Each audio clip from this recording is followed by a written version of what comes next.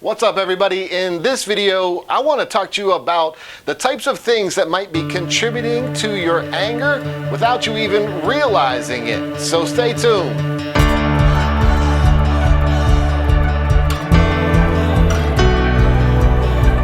So a lot of times we're angry and we know exactly why we're angry.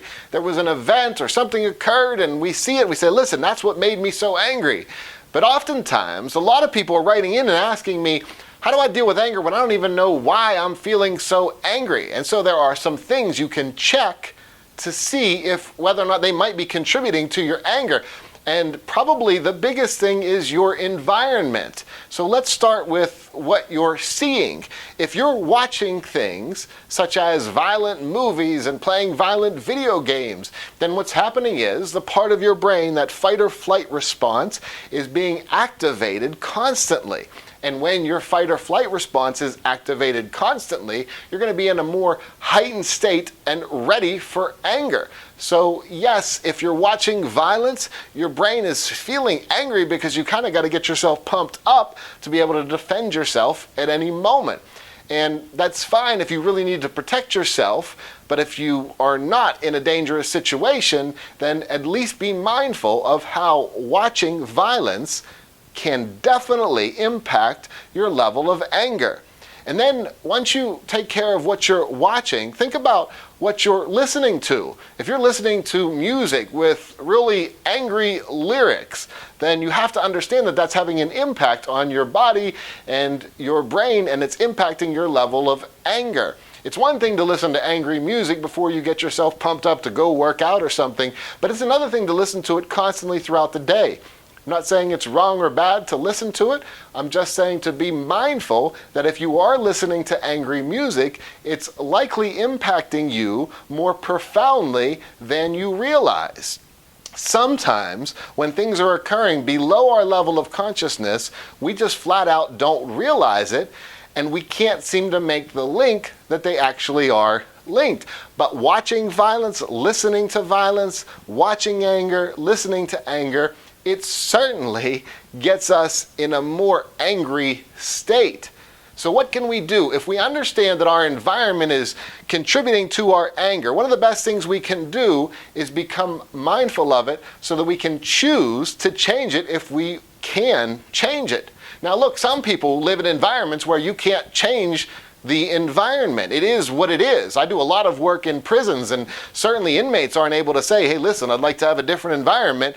So if you are in a situation where you can't change the environment, maybe it's not in a prison, but maybe you're at a work in a really negative environment where you have people who are constantly negative, constantly seeing the negativity in everything.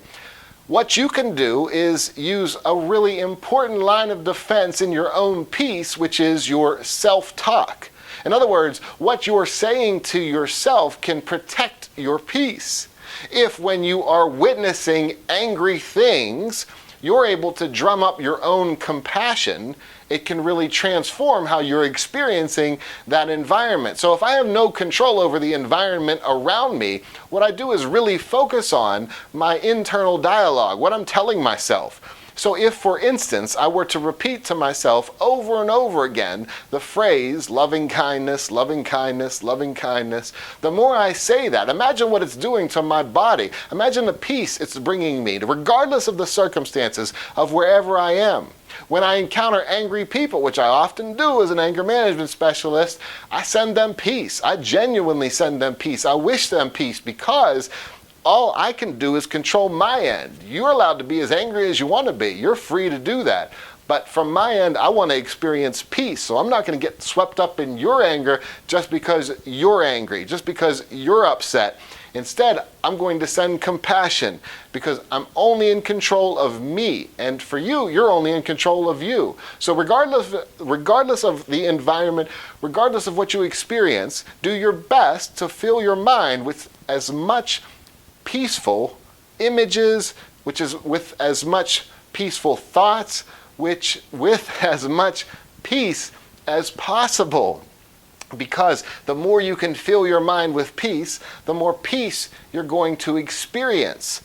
In any case, it's really important to at least be mindful. These are the things that could be contributing to my anger. Watching anger, listening to anger, and my conversations. The more extreme words you use, the more likely you are to be angry. In other words, you never listen to me. You always do that. The more angry my words are, the more extreme my words are, the angrier I get. But the more balanced my self-talk is, the more balanced I feel. So instead of saying always and never and can't stand it, instead, if I'm just accurate with my language and say, hey, look, this happened today and I didn't really like it, but it's not the end of the world and I can handle it. The more accurate I am with my language, the more peace I experience.